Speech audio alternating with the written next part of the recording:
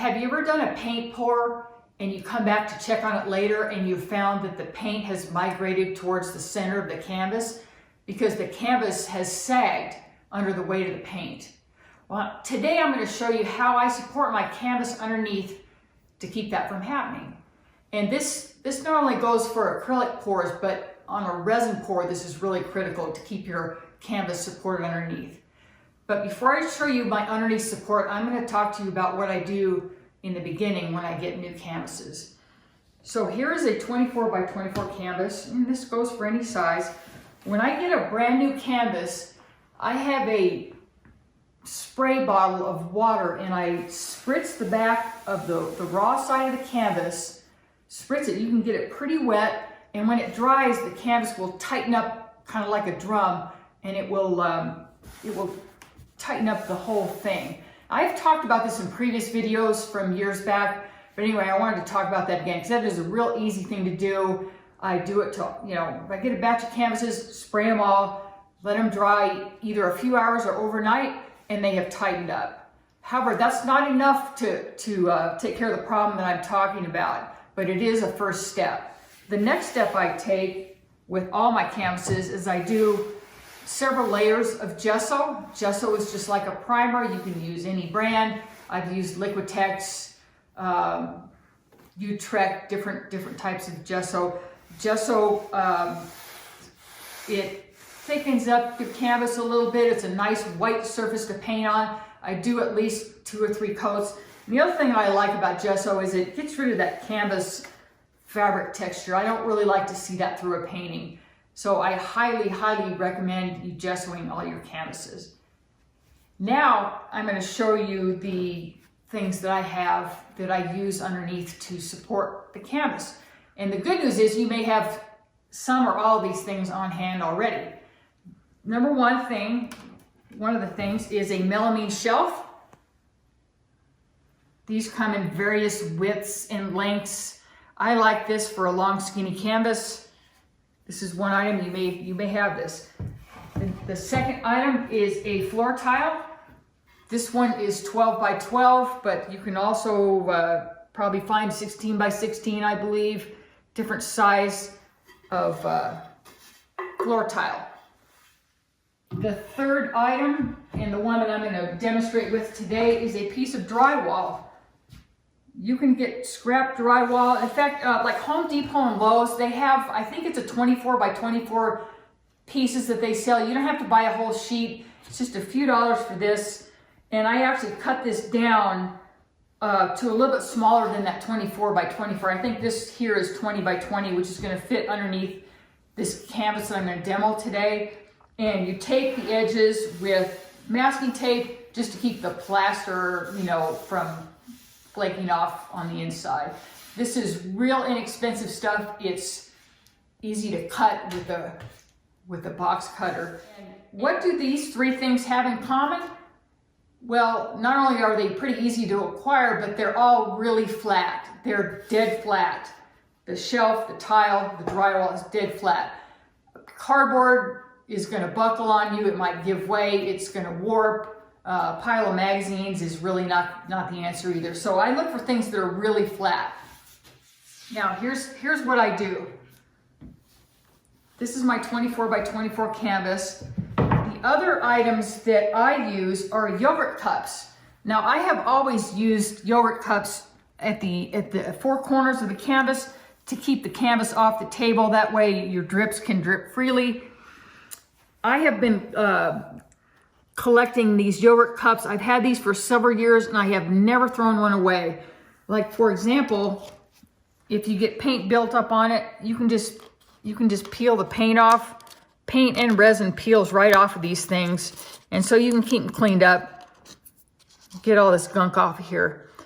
What you want to do though is make sure if you have to start eating yogurt, and you want to make sure that you buy the same brand so the cups stack exactly the same, because this is going to be critical to what I'm getting ready to show you. These just happen to be Trader Joe's yogurts. They're, obviously they're all the same size, and they stack. So here's my trick for the underneath support. I have 4 yogurt cups in each stack, and I have a set of 3 here just to spread out the support. And what I'm going to do here is take my drywall, put it down here in the middle. Then I take my canvas. You can see it's an open back here. And I set the canvas down and adjust the corners to make sure it's balanced. Now here's my test. I'm going to push down in the middle, and you may not, I don't know if you can see, but when I push down, I've really got some play here, and I need more support than that. It goes down about 1/4 of an inch. Okay, so I'm demonstrating this. So I need a little more, so I'm going to take this off. I'm going to add 1 more cup a piece to each of these stacks. Now what I've got here, whenever I add a cup, it raises it up about 1/4 of an inch. Put the drywall back down.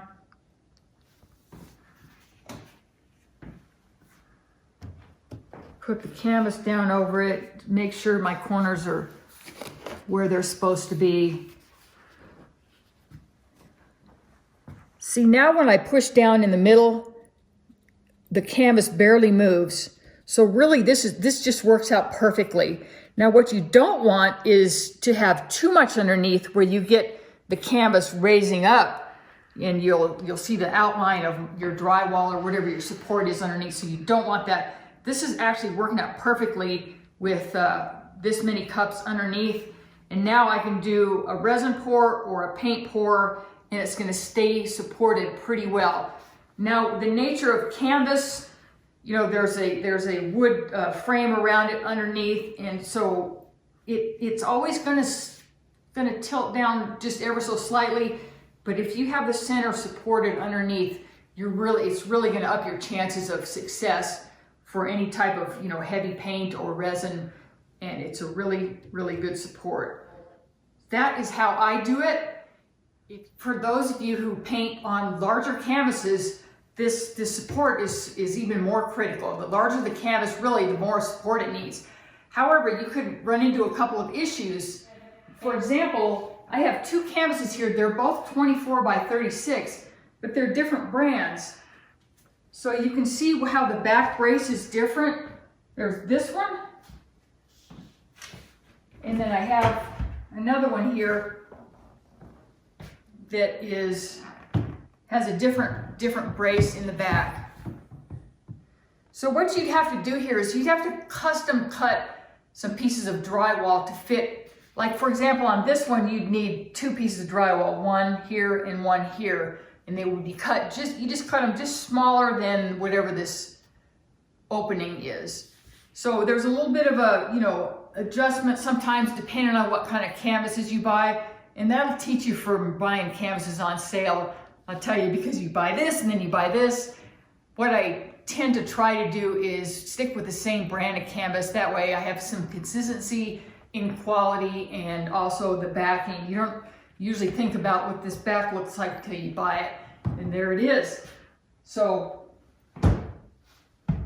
you can absolutely custom cut some backing for whatever canvas you have, and it's totally reusable. You'll be able to use these support pieces forever. So I hope this helps you. This is my idea. I've been using this for years. It works really well. The underneath support, and if this helps you, please share this video with another one of your paint pouring people, friends, and please like, comment. If you have some ideas of what you use underneath or what you might use, please let me know below in the comments. We'd love to hear from you. Please like the video, subscribe if you haven't already, and if you need paint pouring supplies, I have an Amazon list of all my favorite supplies, and also my own paint ready to pour called Happy Medium. You can get it at happymedium.fun only. All the links will be below, and thanks so much for watching. Happy pouring!